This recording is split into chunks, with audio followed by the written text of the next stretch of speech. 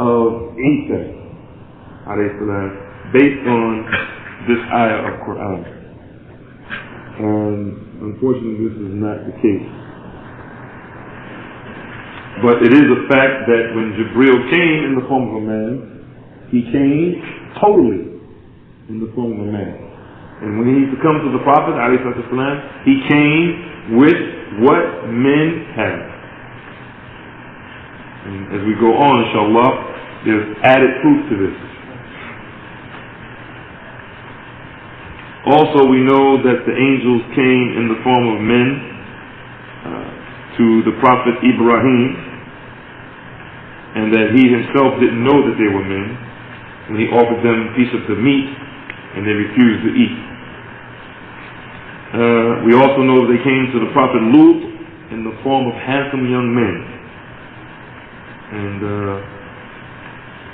that Lut was straitened by them and fearful of them for his people. You said that the angels neither male nor female. Right. But when they came in the form of human beings, they would always come in the form of men. Right. But they themselves, the actual creature themselves, have neither male gender nor female gender.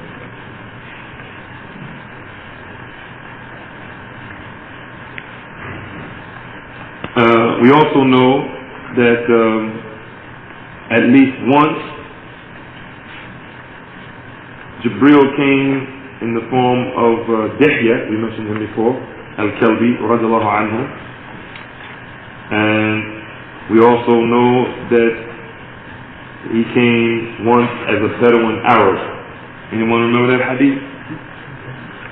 Anybody on this side of the room remember that hadith? He asked Prophet about what is Islam. Right. When the hadith says he came with exceedingly white clothing, exceedingly black hair, and he had no signs of travel on him, and Omar said, none of us knew who he was. This was Jibreel. How do we know it was Jibreel? On this side of that brother. Anybody know? And on this side of this brother right here. Anybody right over here, all the way to the wall. Anybody know, how do we know that was Jibreel? Yeah, because Rasulullah at the end of the hadith said it was. Because he asked Umar, he said, Ya Umar, atadri man as-sa'il? Do you know who the questioner was? And Umar said, Allahu wa Rasuluhu a'lam. Allah and His Messenger knows best. And then he said that it was Jibreel, and Jibreel atakum yu'allimukum deenakum, that he came to teach you your deen. So we know that he came in the form of a man. So that was, when the angels fought in Badr, were they in the form of men? I don't know of any narrations that says that the angels came in the form of men when they came, but there are some narrations that I haven't, not that I don't have the ability, I'm not saying I do have the ability, I just haven't checked them from the people who do have the ability to check hadith and find out the authenticity of a hadith. But there is one of the things that I learned years ago, that these angels, when they came and fought, their companions said they saw them and they had green turbans. They were wearing green turbans. And I don't know if anybody's ever heard that before. You heard it before? That's Allah, I'm not alone. I'm not alone. You heard it before too? See, I don't know if it's true. And I never, bothered to check it from the people of knowledge. But there's a narration in the Qur'an that deals with, it doesn't describe the green turbans, it says that there were two brave men that were fighting alongside the Prophet at the beginning. Yeah. And they didn't see them no more, so yeah. pushed them in directly. If I'm not mistaken, I was reading about them. Right. Yes. Speak up too. There was I think it was an ayah in Surah Al-Baqarah where it was mentioning that they were going, where the shaitan had convinced these people to do battle against the Muslims. And then when they went to do battle where the shaitan said, "Verily I'm not of you," and he turned on his heels to leave from them. That I read in the commentary, from the same commentary I mentioned earlier, which is Islamic, right? Mm-hmm. Okay. That the reason that he turned is because when he looked, he had saw something that he recognized the angels. That he recognized the angels. He knew that he could not win against them. So he turned and he left and let these people be slaughtered. This is correct. Inshallah, if it's true, alhamdulillah. I'm not familiar with it, but definitely we can add it to the narrations that we know that are true about angels coming in the form of men. Another one which comes to my mind is the one where the man, the hadith is الرجل الذي قتل 99 نفسا, the one who killed 99 people, and he was seeking repentance, and the angels of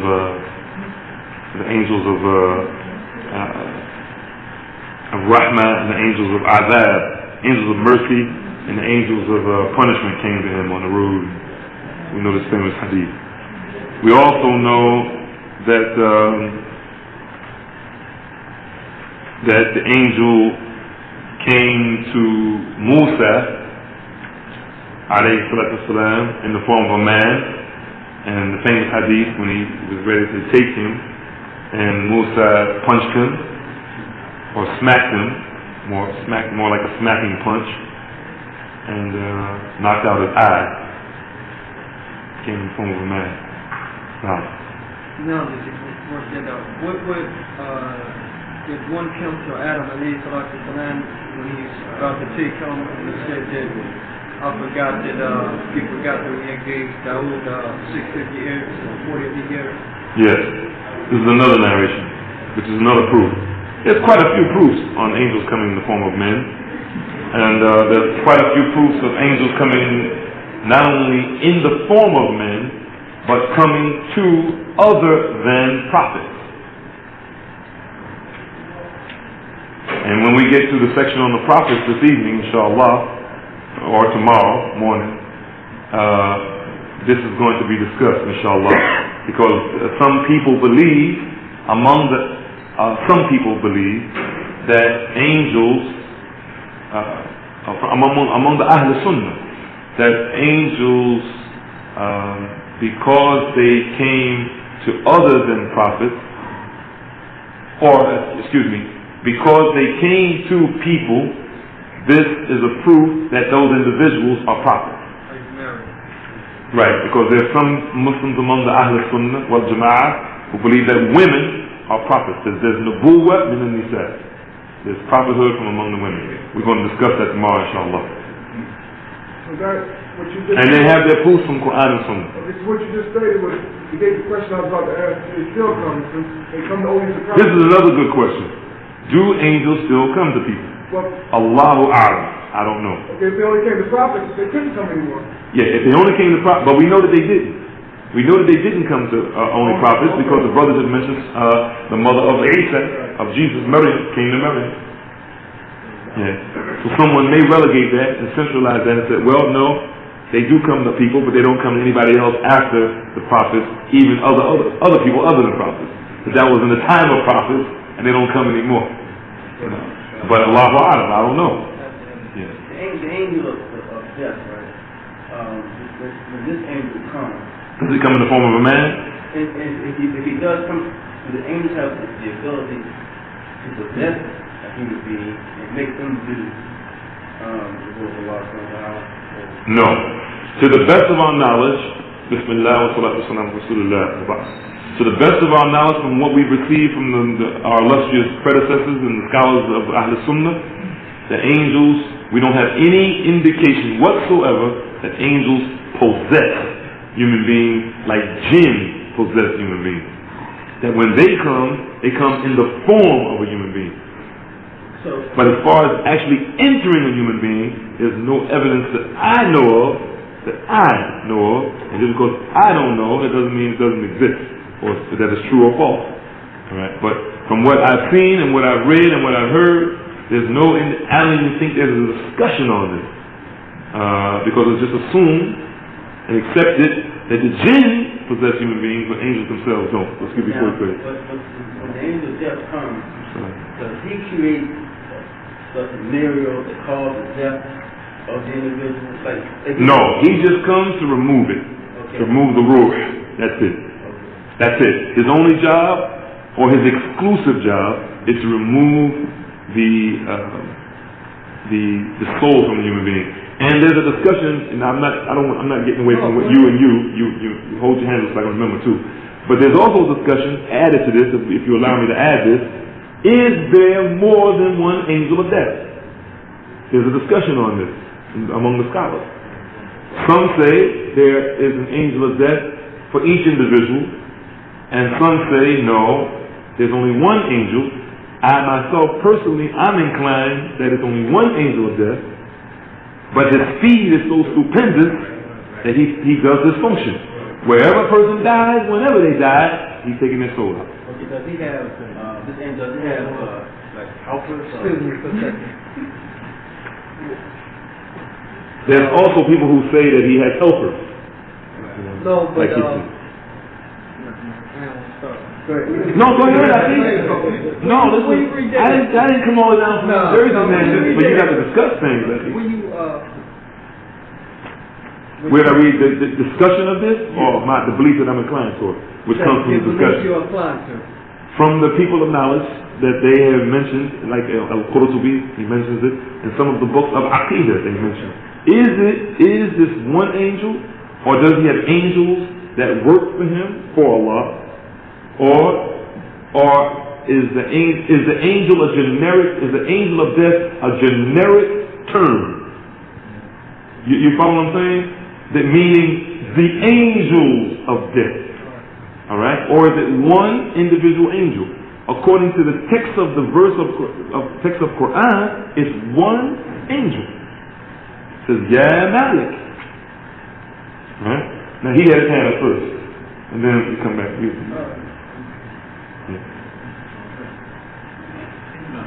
Go ahead, and then. All right, I got one.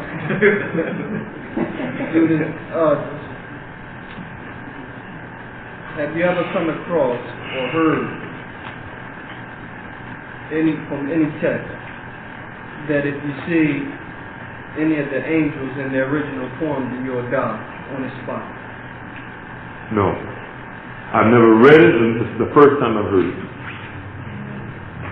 But once again, this doesn't mean just because I haven't heard it or read it, that it's not true. It could be true. Yes. I was going to add that. That's also the opinion of Islam, like your opinion. There's only one angel there. Well, alhamdulillah, at least my opinion's in the company with some knowledgeable people, man. It doesn't mean it's right, though. The example that he used, the angels are made out of light. It doesn't mean it's right. And light travels in so many, I forgot. He broke it down like that? Oh, I'm not with him. I'm not with him on that. I'm not saying that the reason why they're fast is because they're like light. Because wind is fast, and there's other things that are also extremely fast. I'm not going to say that the reason why they're fast is because they're created from light and light is fast. No. I wouldn't go that far. He was saying that the fast, and we know the speed of light. Okay. That the angels are faster than that, Like okay. You can't put a speed. Okay, yeah. Okay, I'm with him again. I'm with him again on that one. Tawfiq's statement about the thing, I read something, and I can't say it's authentic here, and I wish the brother was here, because he was the one that showed it to me, that there was a particular, I can't remember if it was a Sahabi or a prophet, he was showing me something in writing, that the angel of death came to him, and he wanted to know what the angel of death looked like. So he told him to turn around. Remember when he related? So he told him to turn around. When he did turn back around to look at him, when he comes to take the souls of the disbelievers, he swooned, in other words. He fainted. But he never told nobody what he saw after that. Because it confused me when he asked the statement. Yeah. Well, definitely, once again, we know that they come in the form of men. That's for sure. Yep, this brother over here. First ayah is Surah Nazi'at. And Nazi'at gharqa, which means snatching the soul out of the human being. But it doesn't refer to singular plural. No, it is plural. It says an-nazi'ati gharqa, wan-nazi'ati gharqa. This is plural. So we could assume from this that there are more than one angel. Because the noun there is used in the very first ayah, Allah is using waw qasam, using waw, using the oath. النازعات غرقا. Could be.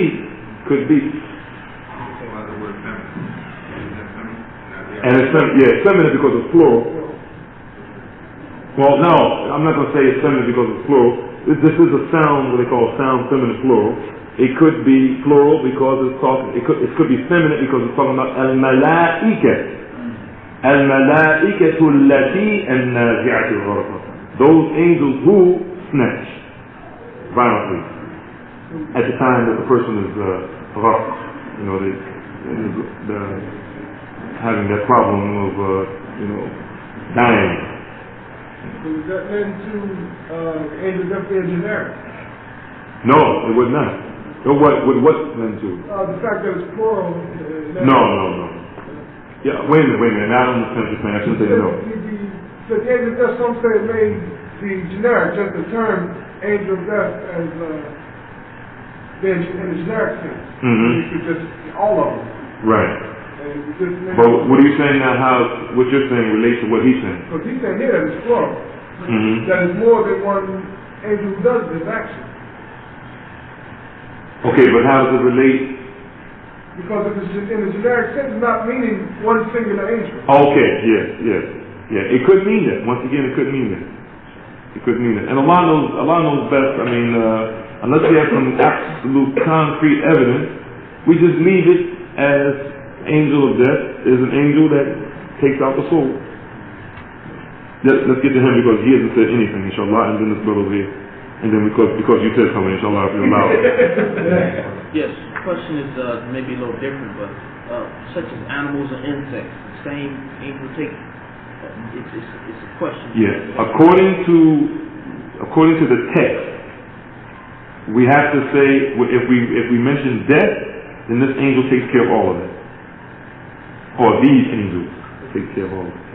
Anything that dies, anything that has a soul, anything. Because it's general.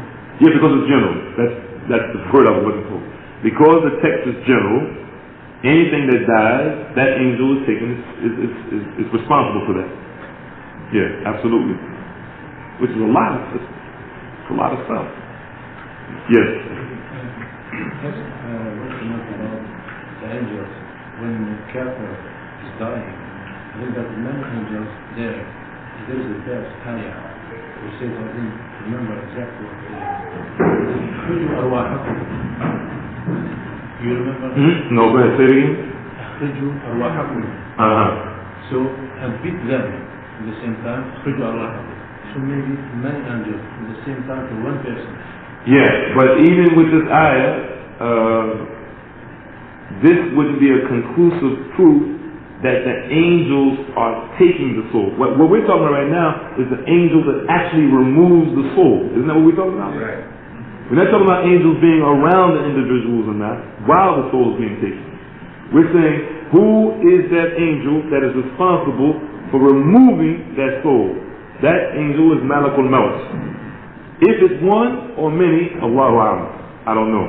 Inshallah, before I leave here, I'm going to be here all day, inshallah. If I can find someone who has some good classical sound tafsir, I can check it, inshallah. And we can mention it tomorrow. You were going to say something first, inshallah. If the angels, do they remove the jinn and the jinn path and the jinn dies? As far as death? Yeah, anything that dies. Anything that dies. In general, it's anything that dies. And now the sequence that causes the event, like the situation that happens, person driving down the expressway, glass falls off the car, the guy gets out the car, opens the door, the car swerves, the truck hits the car. The angels, are they the ones that causes this sequence to happen like that, or this? No, but we're going to... Yeah, of course it's in the Lawh al-Mahfuz because everything is in the Lawh al-Mahfuz that is going to happen to the creatures. All the destinies are written. But specifically what you're talking about are the angels the actual causes of the event? No. This is it's decreed, it's going to happen. But we're going to come to this, inshallah, What time the Salat comes in? 102. 102? Yeah. This comes to we're going to come to this, inshallah. We may be coming to this in the next 15 or 20 minutes on what actually happens with this. Okay, now, when a person is killed unjustly, right? I mean, like people in Boston getting murdered, or someone who walks down the street and gets shot by a drive-by. This situation, of course, is because of Allah comes out, but then there's an angel there that removes the soul of the individual. Does this individual, because he dies unjustly, is he, or this individual, is the angel there to, for the sake, because he's killed unjustly or anything? I mean, does anything... Is the angel there to do what? When he's killed, the person who's killed unjustly, the angel is there to remove the soul. Okay. Yes, that's it. The angel's there to remove the soul. That's it. But once again, if we hold on, inshallah, there's another aspect that you just mentioned that we're coming to, inshallah, on the accidents and things like that. Where it makes mention that after everyone is in Jannah, and then all the people that are supposed to be in the hellfire, it makes mention that the angel of death will be slaughtered. So that the angel of death will be slaughtered? What is It's a ram, death before that. Like a ram. Oh yeah, not the angel of death. Not the angel of death. So death is It indicates that Death will be no more death. So all right, so it's not the angel of death himself, but just death. Yes. Maybe I'm getting confused with all the questions about it talking about the angel that's taking the rule. There are also angels of punishment named the mercy act. Besides, maybe everybody's confusing them with the act. Yeah, maybe this is what he's mentioning. The al-mala'ikat al-rahmah and the mala'ikat al-azab. Yeah, but we're specifically talking about the angel that removes the arwah, the soul. Yeah, specifically the angel that removes that soul. That's what we're talking about. That's the angel of death. And that's what's mentioned in the surah that the brother mentioned. النازعات غرقا والناشطات نشطا والسابحات سبحا. This is what he's talking about. Also, we know that the angels have ilm. Yes, excuse me. Is that the same angel that puts the soul in the body? No. This is the angel of death. The angel that's putting the ruh in the human being, in the mother's womb, is a different angel. Okay, because I read something. I was asking because I read something that Sister D was saying. No, in some of the ulama that I've read, it says that this is Mikael. That's what they say. This is Mikael. Allah knows best. Allah knows best on this. Also, we know that the angels have knowledge, and the angels don't have any knowledge except for what Allah subhanahu wa ta'ala gives them. The ability of having that acknowledgement of things, and the exposition or the revelation, loosely used, the revealing of those things to the angels are only done, or they're similar to the way that human beings learn them. In other words, angels don't have any inherent knowledge. They are given the knowledge by Allah subhanahu wa ta'ala, just like Allah gives the knowledge to the human beings and the jinn. There's no difference. You know, like Allah says, وَعَلَّمَ آدَمَ الْأَسْمَاءَ كُلَّهَا ثُمَّ عَرَضَهُمْ عَلَى الْمَلَائِكَةِ. Allah taught Adam the names of all the things, and then He exposed them to the angels. You see, so He taught them and He taught us. So in that same verse that about the angel asking Allah, are you going to create one that will shed blood and make mischief in the land? Right? They knew about this because Allah revealed this prior to them. Because there's a difference on what this means. Did they know this because Allah revealed it to them? Or were they using this as a frame of reference for the individuals who caused bloodshed and mischief in the earth before the human being was created among the jinn? There's a narration in the book called Al-Bidayah wa Nihaya by Ibn Kathir that mentions a creature called El-Bin. Creature called Bin. Not Jinn, but Bin. It's mentioned in there. And then it's even one I think was, Bin. Now, the authenticity of this, I haven't been able to find it. I asked one sheikh who's a muhaddith, he said they're not authentic. That this was the creature who the jinn used to cause a mischief and bloodshed on, called the bin. But he said that this narrations are not authentic in Ibn Kathir's collection. What is the narrations, at least I want to read it once, but then where that before the creation of man, that the jinn has an habitation of the earth. Yeah, well, this is the other accepted opinion. That is not a creature called the bin, but the accepted interpretation of this. أَتَجْعَلُوا فِيهَا مَنْ يُفْسِدُ فِيهَا وَيَسْفِكُ الدِّمَاءَ. Are you going to create a creature? Are you going to appoint a creature who's going to cause mischief and bloodshed in the land? Because the accepted one that you're mentioning is that they had experienced the jinn doing it among themselves the same way that the human beings do it among themselves. I was also thinking that the angels were sent to stop a number of them, basically show them or put a number of them. Yeah. Once again, these narrations, we have to authenticate these narrations because some of these narrations are Israeliyat, they're narrations from the Ahl Kitab, and we have to check them. They're either narrations from the Jews or the Christians or some other foreign source. But one thing for sure that we know that the angels, Allah subhanahu wa ta'ala has taught them more than what He has taught the human being. Definitely, that's for sure. We're going to come to that. Hold on for a second. Was you talking about remember we were talking about the free will? Right. How could I forget? Of course I remember that one. I forgot that. I actually forgot it. There's a hadith that speaks about the meaning of it, the Aisha, sin of Aisha, if anyone says that Muhammad alayhi salatu wasalam saw Allah, then he's a liar. Is it a hadith that speaks about the, I know it's a hadith, but I'm not sure the meaning of it, the translation. If he's seen Allah, then he will perform much good. If who saw Allah? Rasulullah alayhi salatu wasalam. So can you say this is the indication because they're the one who holds up the arsh, because they see Allah, excuse me, did they see Allah? I mean, were they there? I can't say that they saw Allah because I know just because the text doesn't say. Right. But because I don't know. It just shot a hole in your stuff, right? But I was just thinking. But even that they do, we know the angels do see Allah.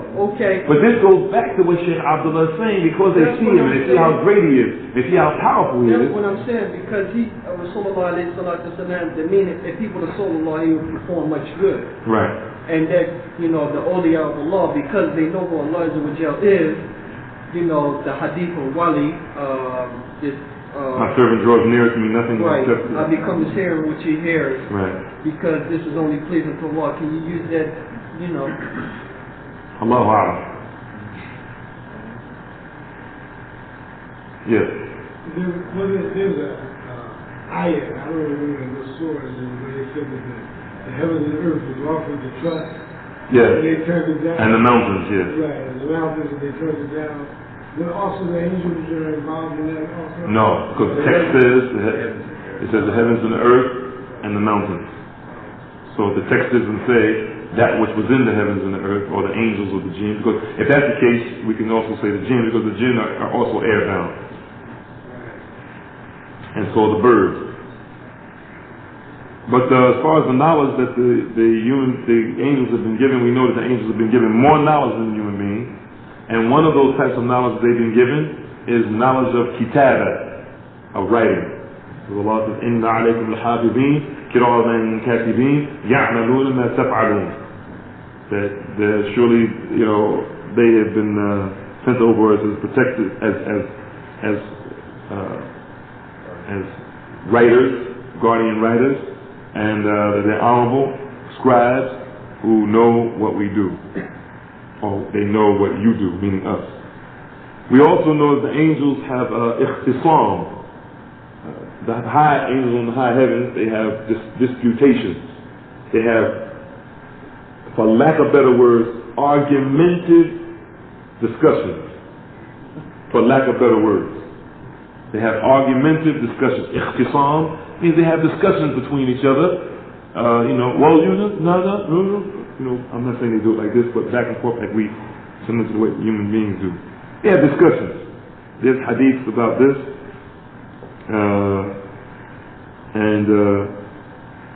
Alhamdulillah. The angels speak to the jinn that are Muslims. Yeah, we're going to come to this, inshallah. We're going to come to this. Do angels speak to the jinns that are Muslims? I don't know of any text of angels speaking to jinn that are Muslims. But we can assume I'm saying, because I don't know any transmitted evidence, I can rationally assume that they have some type of conversations because they're in the same world, in the world of the unseen. Rationally, I would say that they have, because there's a hadith, there's an athar, and this is why one of our sheikhs, Sheikh Muhammad Nasruddin al-Albani, Hafizahullah, this is one of the reasons why he says that calling the adhan is obligatory on every individual. When they're by themselves and like you miss the obligatory salah, he has the opinion that you have to call the adhan, no matter where you are. Alright? And he says because the adhan is i'lam, the adhan is i'laman and ta'abbudan. It is not only for an announcement, but it's a form of worship. And he brings the athar, which comes to what we talked about the angels. He says that the Prophet ﷺ says, or hadith, that when you are in the earth, the person who has to make this obligatory salah, even when they're by themselves, he says, then let him call the adhan, because, one narration says, because of the nas that's behind him, that he doesn't see. Another narration says, because of the khalq that's behind him that he doesn't see. Meaning the angels and the Muslim jinn that are behind him that pray with him. This hadith is in the Musannaf of Abdul Razak, and this is with an authentic chain. Sister sent I knew they would eventually want to send this over here. Would it be possible that you repeat the questions that are being asked? That's what I'm saying. Speak up. Inshallah. Yes, inshallah. I'll try to remember. Excuse me. Can you hold it because he hasn't said anything. Is there anything written on whether the angel Gabriel or Islam that came to one of the jinns, like bring a revelation to a jinn? The brother is asking the question: is it anything that I know of that's written that says Jibreel bringing revelation to one of the jinn? And I would absolutely, without even looking at the hadith or just my first time hearing something like this, I would say absolutely not, because the revelation is only sent to prophets, and there are no prophets among the jinn. And that we will come to also. What are the messengers among the jinn called? When we get to shaitan and jinn and shaitan, but they're not called prophets; they're called something else. Inshallah. We have heard hadith of forgiveness. I guess. I get it after maybe because I want to know if you had the whole narration. Yeah, there's before we end, there's a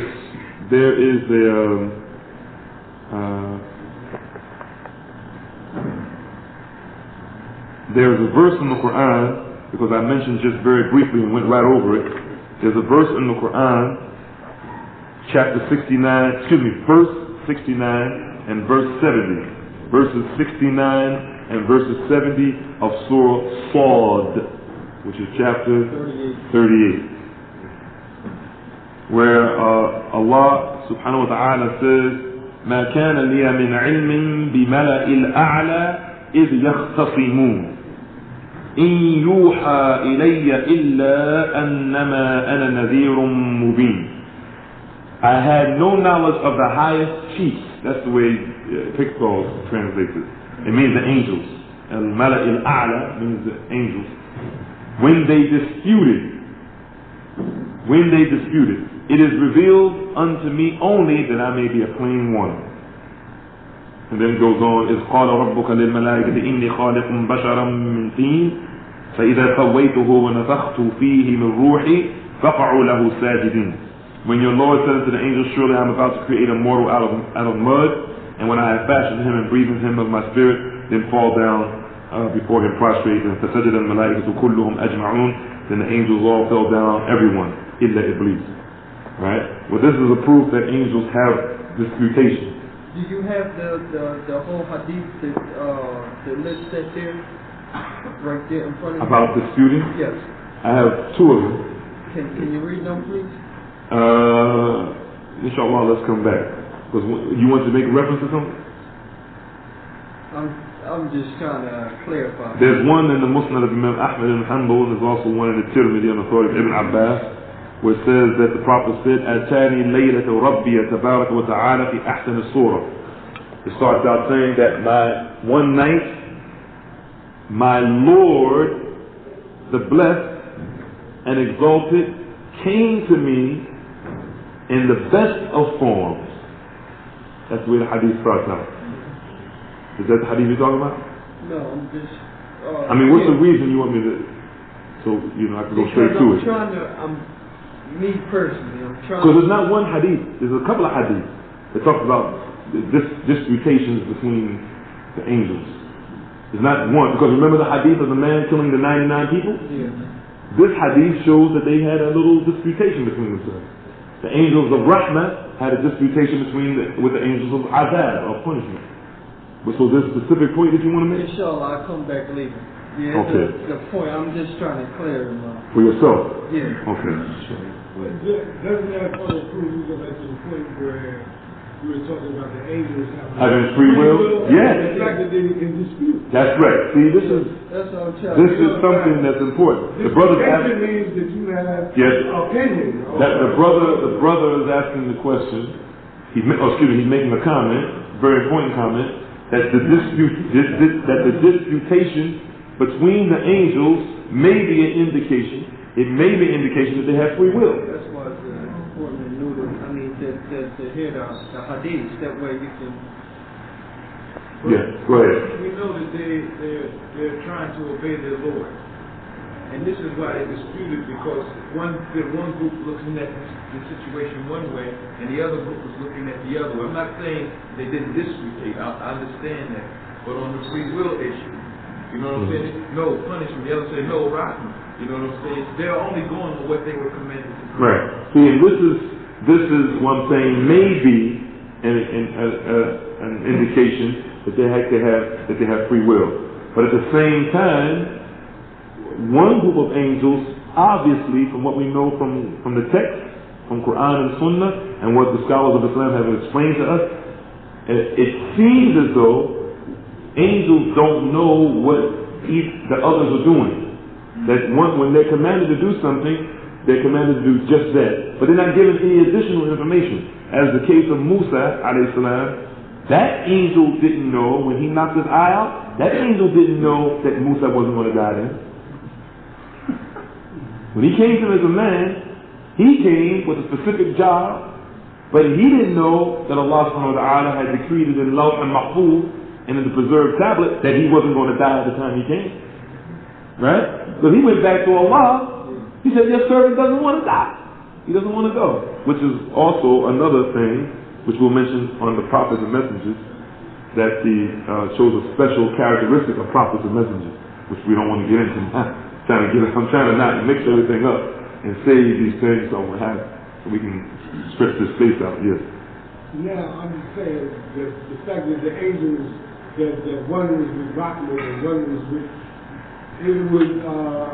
if they didn't have an opinion or something, then it wouldn't matter. Because they would do what they were supposed to do, and they would come back, and they wouldn't, because the other one is doing something different, then it wouldn't affect them.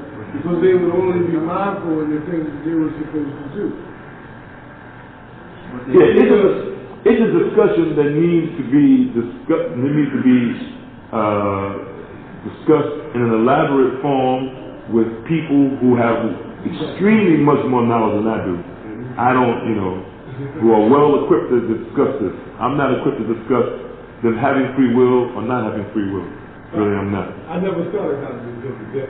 Yeah, and when I heard Sheikh Abdullah mention it, I had never even heard of this before. Because I thought everybody thought like me. It's like a wino, every wino thinks everybody's a wino. I thought everybody believed, that the angels didn't have free will. That's what I thought. And this is a respected, knowledgeable individual who says this, in the Muslim world. I have can you talk to me with the phone as well? That way Speaks perfect English. Okay, let's go on quickly because we don't have that much time. And we have to come back after Salah, inshallah, for those who can hang out. VJ and one of them. So the angels also have regimentation and perfect organization. Perfect. Regimentation meaning they're regimented, they're uniform. They're uniform. And when they carry out their functions, they do it in a uniform manner. And also when they perform their ibadat, they do it perfectly. In a uniform, organized, systematic way. See? Yes. This is, especially of course, in everything they do is worship. But we're specifically talking about, we're not specifically mentioning their worship because everything they do is worship, not like human beings. So. This is, I think it's important because, I have a Jehovah's Witness that's on my job. And they believe that Adam, alayhi salatu salam, was an angel as well as Iblis. They believe that Adam was excuse me, sisters, the brother saying he was perfect. Excuse me, the brother is saying that he has a Jehovah's Witness. This is very important to talk about because he says that he is a Jehovah's Witness on his job, and they believe that Iblis was the angel. Iblis was an angel. Yeah, a lot of people believe that. Was perfect, and Adam was perfect. And Adam was a perfect man. And this is, and you know that this is only their attribute. Whose attribute? The malaika. Being perfect? Yeah. Being perfect in the sense that... Ma'asum, right? No, being perfect in the... Yeah, for those who believe they don't have a free will... For those who believe they have a free will, they're not ma'asum, they're not infallible. For those who believe they have a free will, don't have a free, do have a free will, then that's debatable.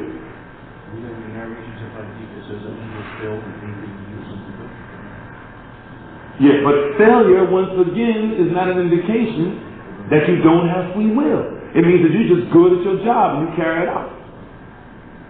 You see? But is it have any prophets failed in their mission? They're human beings. Listen, no, see. Let's not go back to the free will thing. I already told you I can't. No, I'm saying because they believe that the angels are perfect. This is one of their beliefs. And how can Iblis be?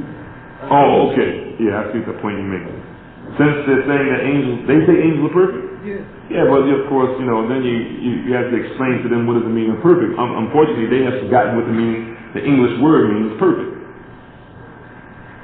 Excuse me. Yes. He said that this is angel? No. He didn't say that. This is what the Jehovah's Witnesses believe. Yeah. But no, before you came, I don't know, I'm assuming that you came later. There are some Muslims among the Sahaba, if the narration is correct, that say that Iblis was also among the angels. If the hadith is correct. Lastly, before we end, we want to talk about the organization of the malaika in ibadah. There's a hadith that the Prophet ﷺ was talking. He was teaching the Muslims about their prayers. And he said to them, أَلَا تَصِفُّونَ كَمَا تَصِفُّونَ الْمَلَائِكَةُ عِنْدَ رَبِّهَا أَتَصِفُّونَ عِنْدَ الْمَلَائِكَةُ عِنْدَ رَبِّهَا.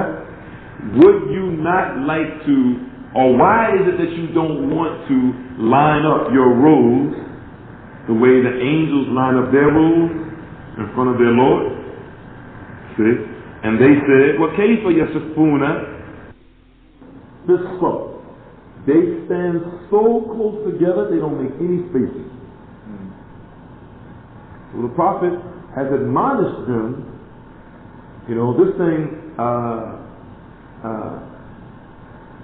the statement that he made in the beginning, أَلَّا يَتَصَفُّونَ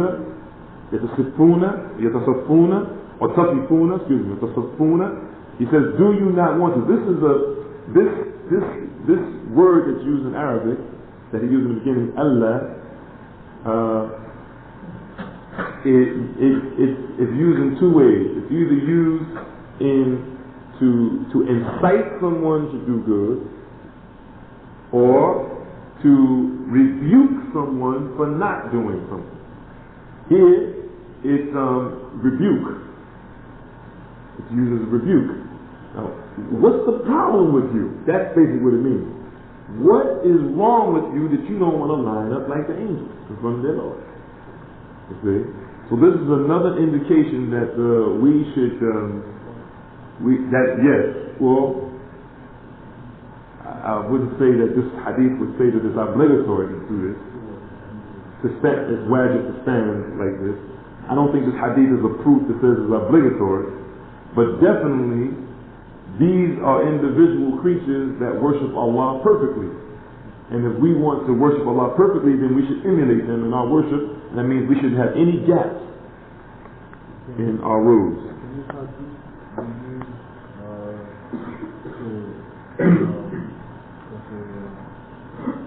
To give you the impression that the angels will offer salat in the fashion that we do? That the angels offer salat the same way that we offer salat. As much as they're thinking that we should line up. Yeah, as far the brother's asking the question, is this an indication that the angels offer salat the way we do? I would say no. Unless we could gather other hadith to add to this hadith. This hadith by itself would not be an indication that they make salat the way we make salat. It's not. It doesn't make any mention of qiyam. It doesn't make any mention of ruku'. It doesn't make any mention of jalsa or sajda. So we know there are angels in sujood. We know that they're angels in sujood, but we know also that they're angels in sujood, and that's all they're in. So this is once again is not a clear indication that they make salat like us. See? Yes. You said that the angels don't leave no gap. Right. Because the wording of the hadith says, يَتَرَاصُونَ فِي الصَّفِّ. Okay, so now does that mean no gap even in your feet? Because some people believe when they stand for salat that they should stand toe to toe. Well, this is not explained in the hadith talking about the angels, but it's explained in the example of the Sahaba. And yes, it does mean that you put your foot, the blade of your foot, the ankle if you can, well of course you can't put the ankle, but it's the entire part of your foot next to the person's foot. This is what tarasu means. When the Imam says tarasu, this means not the foot, the toe, the pinky toe to the pinky toe. It means the entire side of the foot, your leg, your shoulder, everything should be right next to that person. Yes. I think, and we don't want to make this a fit class, inshallah, to stick to angels. No, because since you mentioned it, because if someone heard that or something like that, then there are some people who don't want to touch your feet. And because that, now they're breaking another principle with the kashor. Because now they spread their legs like this to try to implement that. Yeah. The brother is saying that the brother is saying, and we're getting ready to stop right now, inshallah. The brother is saying that there's some people who are damaging their humility and awe and concentration of salat by trying to spread their feet. Inshallah, let's come to this after we, instead of, let's stick with the angels, inshallah. Come to this later. And inshallah, all questions should be related to the topic, which is al-malaikatul abrar, the righteous, dutiful angels. Because one question just came from the sisters that says, when making salat, does the nose ring have to come out or to be covered? And the other one says, can you define magic? That's not the topic, inshallah. After we finish things about the angels, inshallah, maybe we can talk about it. Also, there's a question here referencing the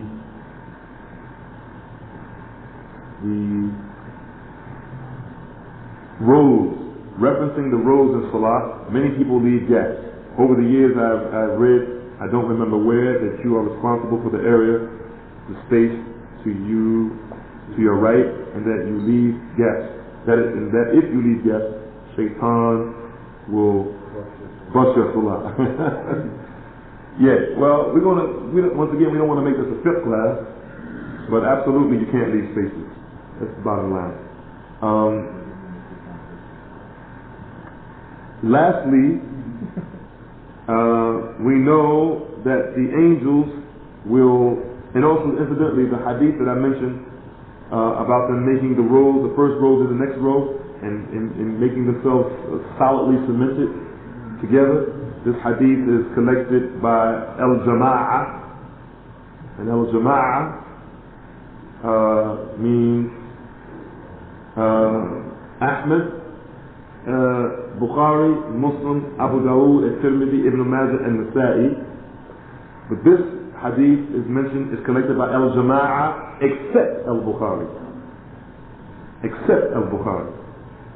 Yes. This particular hadith that I just mentioned is not in Al-Bukhari. Inshallah. Okay. Also, in the conclusion, we have the hadith, the verse of Qur'an where Allah subhanahu wa ta'ala mentions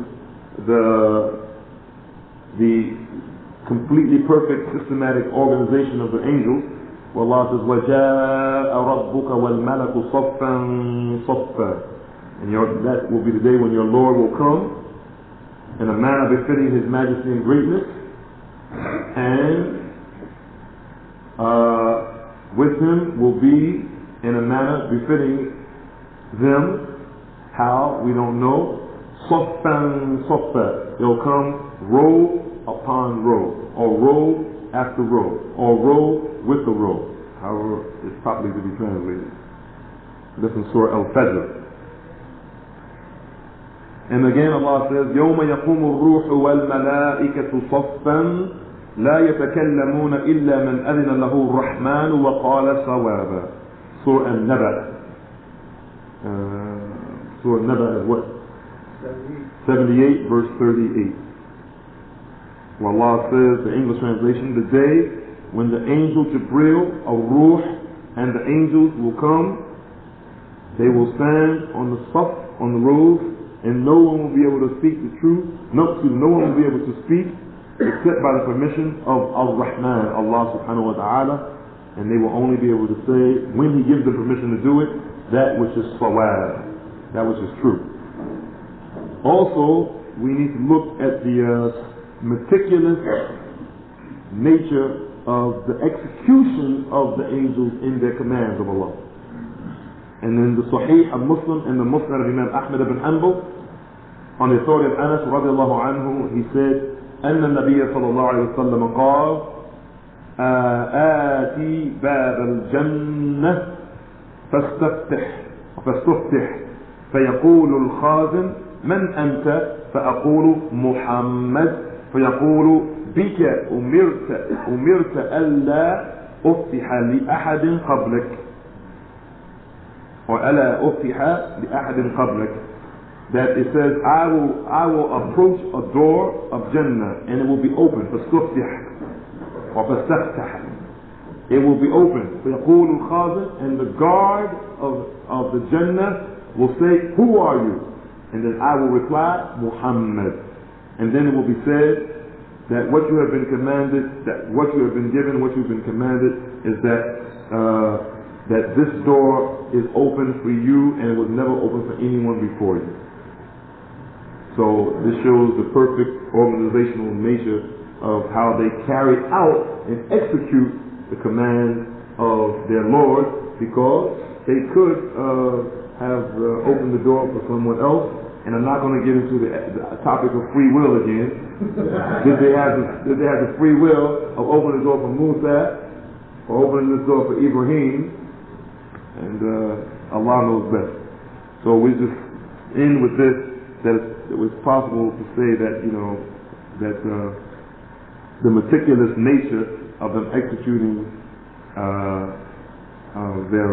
their orders is given in this hadith, and also even in more detail the hadith of the ascension of the Prophet, the night journey from Mecca to Jerusalem, and also the Mi'raj, that when Jibreel asked permission in every heaven that he went to, and then it wasn't open for him, it was only open after the explanation had been given. And Allah subhanahu wa ta'ala a'lam. سبحانك اللهم وبحمدك أشهد أن لا إله إلا أنت وحدك لا شريك لك أستغفرك وأتوب إليك. Inshallah, when we come back after Salah, we will begin with in detail the ibadah of the angels, the actual worship of the angels in detail. Alhamdulillah Rabbil Alameen. ونصلي ونسلم على رسوله الكريم وعلى آله وصحابته وسلم تسليما مزيدا وبعد. Inshallah, we'd like to continue on the subject of al-malaik wal-abrar, the angels, the beautiful righteous angels. And we'd like to begin now with the topic ibadatul malaika, the angels worship, how they worship. First, we'd like to say that one of the attributes of the angels relative to the worship of Allah is that they fear Allah immensely. And we mentioned this earlier, as Allah subhanahu wa ta'ala, He mentions in Surah An-Nahl, the surah entitled the Bee, يَخَافُونَ رَبَّهُم مِّن فَوْقِهِمْ وَيَفْعَلُونَ مَا يُؤْمَرُونَ, that they, meaning the angels, fear their Lord above them, and they do what they're told, or they do what they're ordered to do. And this particular verse, which is the verse 50 of Surah 16, Surah An-Nahl, it gives us a small indication that they have this khawf, or the fear of Allah subhanahu wa ta'ala. خوف.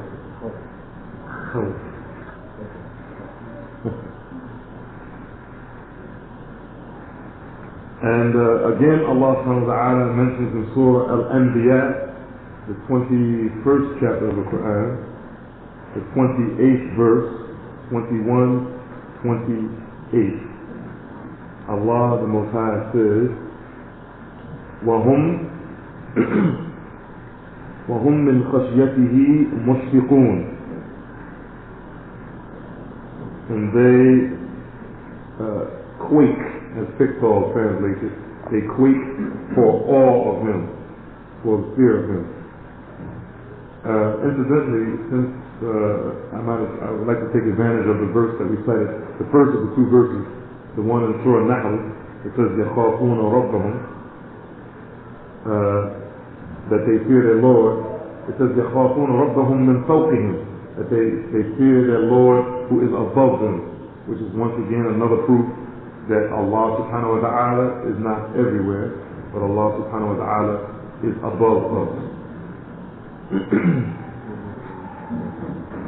Fawq.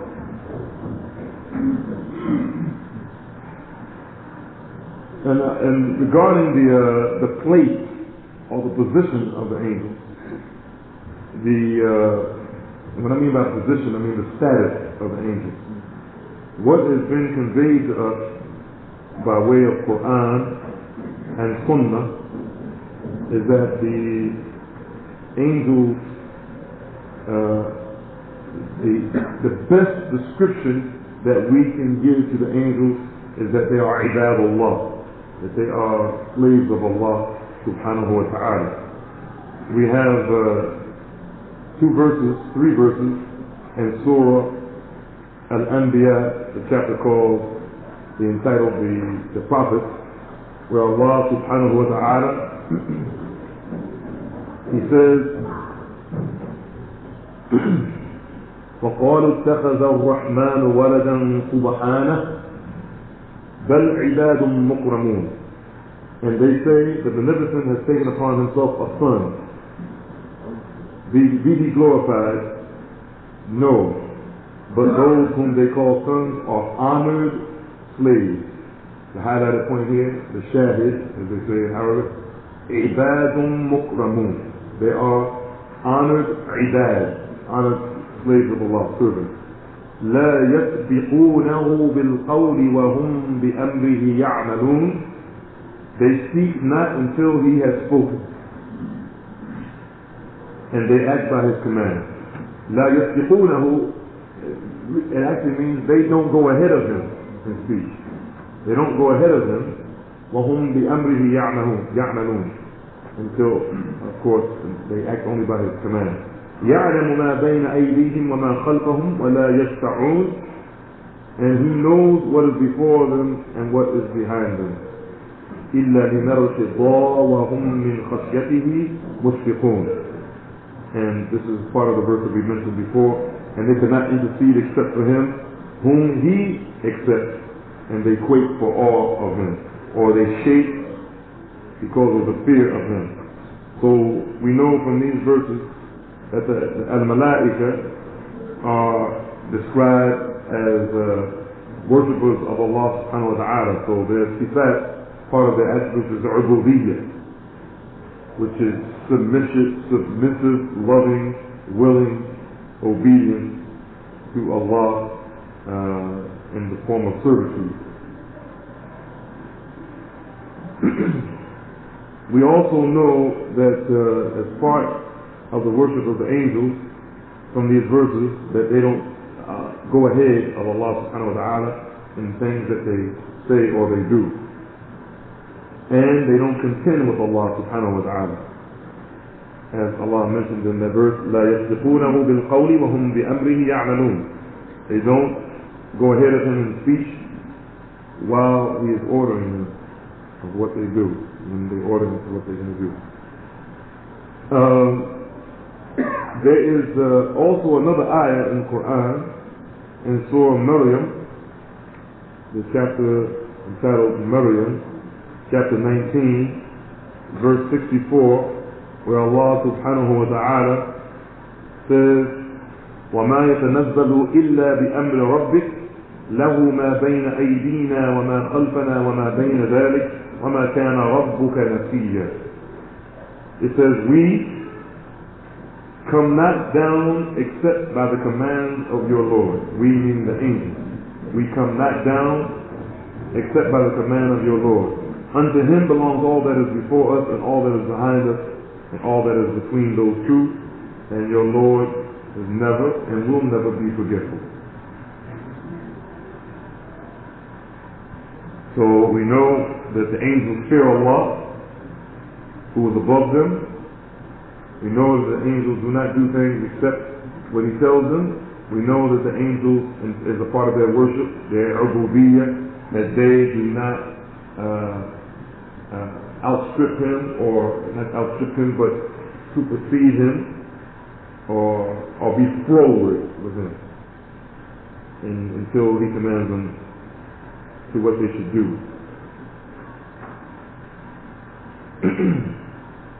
In fact, the hadith that the brother alluded to before we took the break is, why did Jibreel, what prevented you from visiting us?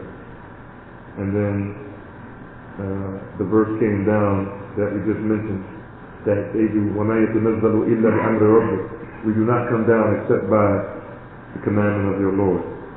This was the answer to the Prophet sallallahu alaihi wasallam. This once again is Surah Maryam. Now we'd like to talk a little bit in detail on the worship of the angels. This is in general, that the best description that we can say about them is that they fear Allah. Now we like to just give some small detailed examples of their ibadah. Once again, we know that the malaika are ibadullah, and we know that they have been given the duty to obey Allah, and that they accomplish and carry out and execute their ibadah and all the responsibilities with ease and without any difficulty whatsoever. The first thing I'd like to mention is the tasbih of the angels. The tasbih of the angels. We know a tasbih, a loose translation, means just simply saying Subhanallah. Saying Subhanallah. We know the angels make dhikr of Allah Ta'ala, and the greatest of the dhikr that they make of Allah Subhanahu wa Ta'ala is tasbih, saying Subhanallah. They glorify Him night and day, and they don't flag or they don't stop in saying this. They say Subhanallah night and day. And in Surah Shura, which the number of the surah again is 42. Chapter 42. Is that it? Shura? Chapter 42. Chapter 42, verse 5. Allah subhanahu wa ta'ala says, فَكَادُ السَّمَاوَاتُ يَتَفَطَّرْنَ مِنْ فَوْقِهِنَّ وَالْمَلَائِكَةُ يُسَبِّحُونَ بِحَمْدِ رَبِّهِمْ. The heavens above are about to rent asunder, as Fiqh says, while the angels hymn the praise of their Lord. Hymn the praise of their Lord, which here it means to saying Subhanallah. Okay. This type of worship that the angels commit every day or execute every day and every night, of saying Subhanallah, this is something that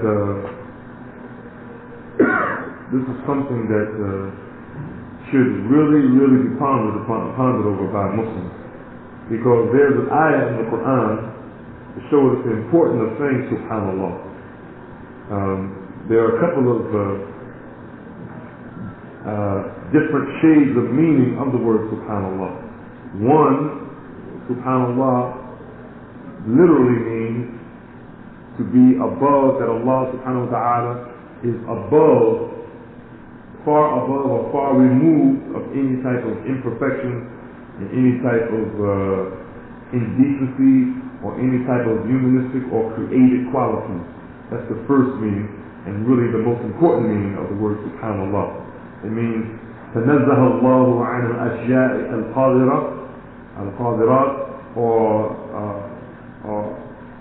any type of Allah is far removed from any type of attributes of shirk or kufr or humanistic qualities, etc. Anything that is reprehensible. And another meaning of subhanallah, I should say not a meaning, but a way that is used, it's not actually a meaning, is it's like a noun of ta'ajjub. I've called a noun of ta'ajjub, which is used to show surprise and amazement.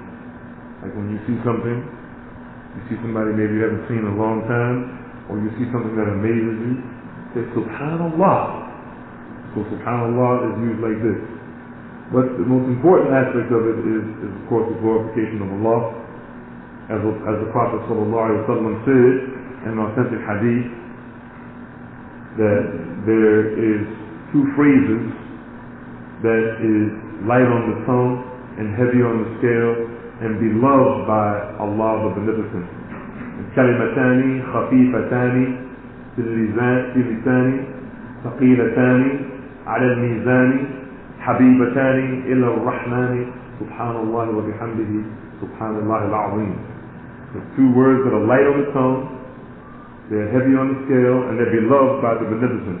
And they are Subhanallah wa bihamdihi, Subhanallah al-Azim.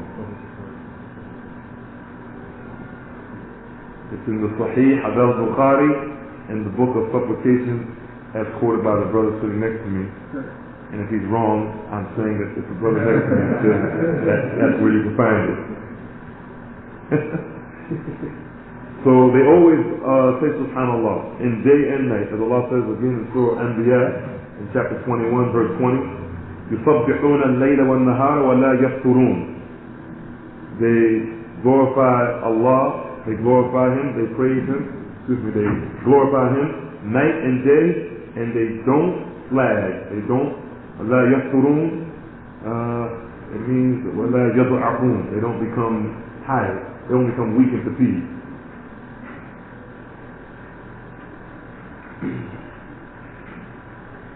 There's also an interesting ayah of Qur'an. The surah is a Safat. Chapter 38 Surah Safat, which is Surah 37. Surah 37, verse 165 to 166, where Allah subhanahu wa ta'ala says, that the angel said, وَإِنَّا لَنَحْنُ الصَّافُّونَ وَإِنَّا لَنَحْنُ الْمُسَبِّحُونَ. That surely we are those who set the ranks, and surely we are those who glorify. So we know that most of the tasbih of them is at night and day and night, and we know that they continuously do this.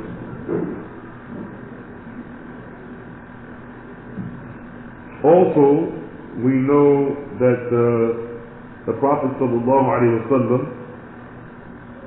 was asked, "Ayyu dhikr afdal?" Which dhikr is the most superior? And the Prophet ﷺ said, ما اصطفى الله للملائكته أو لعباده سبحان الله وبحمده. He said, the one that Allah chose for His angels or His ibad, His worshippers, and that is Subhanallah wa bihamdihi. This hadith is in the collection of Muslims on the authority of Abu Dawud radiallahu anhu. Is there a hadith that mentions that if you recite this 100 times that you can get virtue, or you get forgiveness or sins for your brother or for yourself? Did you recite it to someone else or also recite it to yourself? Yeah, I don't know of the hadith that mentioned saying Subhanallah 100 times or Subhanallah wa bihamdihi 100 times, and it will be forgiveness for your brother. But I do know that there are many hadiths that are mentioned in Riyadh al-Salihin, Gardens of the Righteous, by Imam al-Nawawi, rahimahullah, and all of them on the subject of Subhanallah, saying Subhanallah wa bihamdihi or Subhanallah wa finish, all of them in Riyadh al-Salihin. There are quite a few of them that you say this 100 times in the morning or 100 times at this time. Inshallah, we should try to implement them. As for the salah of the angels, we've already mentioned how they stand in their robes. This was already mentioned. We also mentioned in the verse in Surah As-Safat that Allah says that they وَإِنَّا لَنَحْنُ الصَّافُونَ, that they stand in ranks. Surely we have the ranks at the ranks. We also know that they make qiyam, they make ruku', and they make sujood. In a book called Mushkil al-Athar, a very famous book of hadith by Abu Ja'far al-Tahawi, rahimahullah, and also collected in the Mu'jam al-Kabir of Imam al-Tabarani, we find the hadith on the authority of Hakim ibn Hizam, that says, بينما رسول الله صلى الله عليه وسلم في أصحابه إذ قال لهم أتسمعون ما أسمع؟ قالوا ما نسمع من شيء. قال إني لأسمع أطيط السماء ولا تلام إن طئت وما فيها موضع شبر إلا وعليه ملك ساجد أو قائم. It says, while we were the companions were saying, while we were the messenger of Allah, he said to them, do you hear what I hear?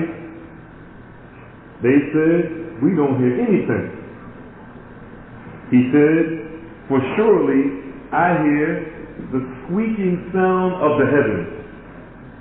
I hear the squeaking sound of the heavens. Atif al-sama. وَمَا تُلَامُ أَنَّ طَئِفْ. And it is not blamed for squeaking. It's not blamed for squeaking, for making the sound. Why? Why is not school? وَمَا فِيهَا مَوْضِعُ شِبْرٍ إِلَّا وَعَلَيْهِ مَلَكٌ سَاجِدٌ أَوْ قَائِمٌ. There's not a place in the heavens, not one spot, the size or the distance of a handspan, except that it has in it and around it, it has with it, except that it has in it angels and an angel making sajda or making qiyam. There's not a spot in the heavens. Allahu Akbar. And this hadith is authentic. Our Shaykh, alhamdulillah, Shaykh Nasruddin al-Albani, says that it's sahih on the criterion of Muslim. And he mentions it in his Silsilat al-Ahadith al-Sahiha, hadith number 852. We also have an indication of the worship of another type of worship of the angels, which is their hajj, that the angels make hajj. The angels have a Kaaba in the heavens that they make hajj to. Anyone know what heavens it is? Anyone know what heavens that the angels make their hajj to? Anyone know where human beings make hajj to? Allah Rasul Allahu A'lam on where the human beings make hajj. Yeah, let's talk about that. Oh, subhanAllah.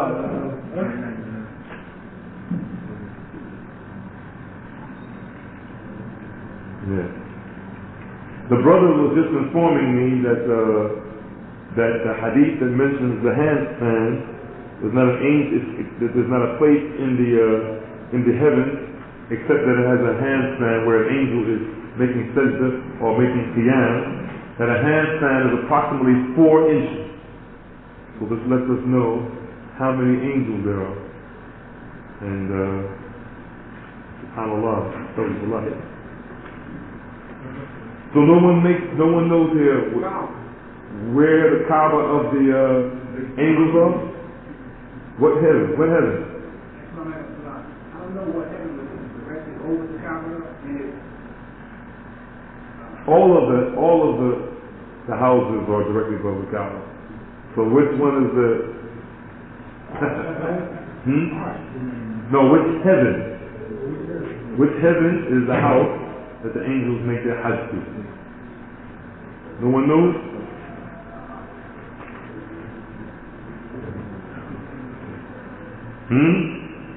No one knows? Take a guess.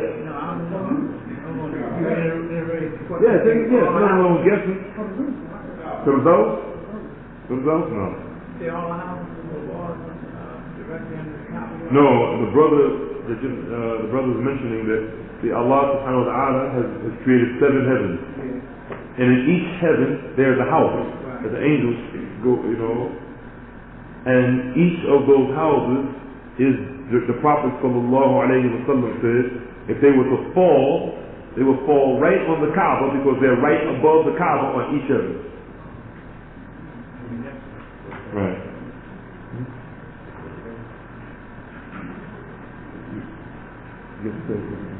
said the first, second. Where the angels make Hajj? No. No. No, the angels make their Hajj to the house which the brother mentioned over here, which is Baytul Ma'mur. But what heaven is in it? That should tell you right there. Anybody knows anything about Baytul Ma'mur, then you know what heaven Baytul Ma'mur is in. Allah says in the 52nd surah of the Qur'an, the surah called the Mount, At-Tur, chapter 52, verse 1, 2, 3, and 4. وَالطُّورِ وَكِتَابٍ مَّسْطُورٍ فِي رَقٍّ مَّنشُورٍ. And the highlighted verses, وَالْبَيْتِ الْمَعْمُورِ, by the mount, and a book inscribed on fine parchment unrolled, and the house frequented. The house frequented by who? The house, the Kaaba, that's frequented by the angels, which is in the seventh heaven. This is the house that the Prophet ﷺ, when he made his ascension, he saw the Prophet Ibrahim ﷺ receiving some of his reward from Allah, leaning against this house. And who was behind him? Children, right? Children of who? Of the pagans. Right. Allahu A'lam.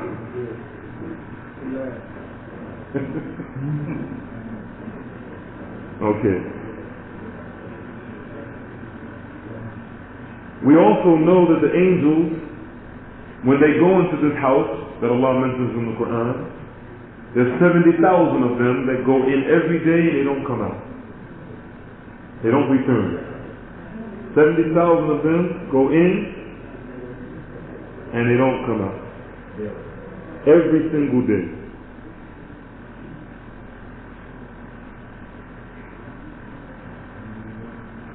And the Prophet ﷺ,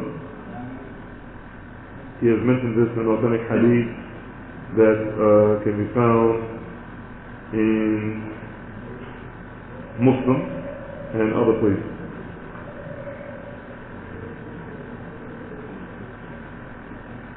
Also, we know that the angels have extreme humility and awe of Allah subhanahu wa ta'ala. And there's a hadith in the Mu'jam al-Tabarani, Mu'jam al-Awsat, because we know that al-Tabarani, rahimahullah, he had a collection of hadith called al-Mu'jam al-Kabir. Alhamdulillah.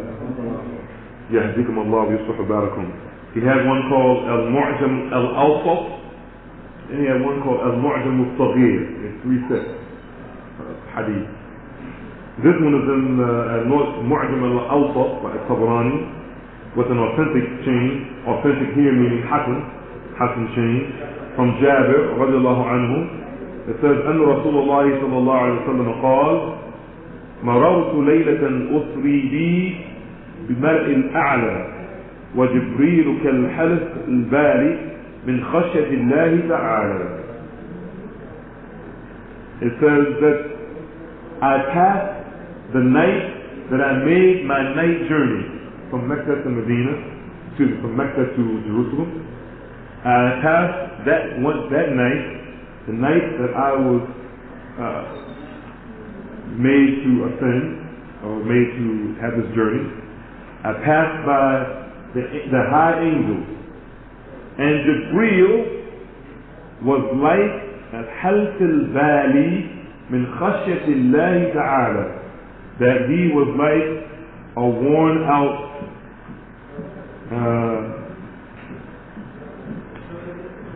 it's a worn out like robe. He was like a worn out robe. A halaf is a kifaa yubsatu fi ard al-bayt.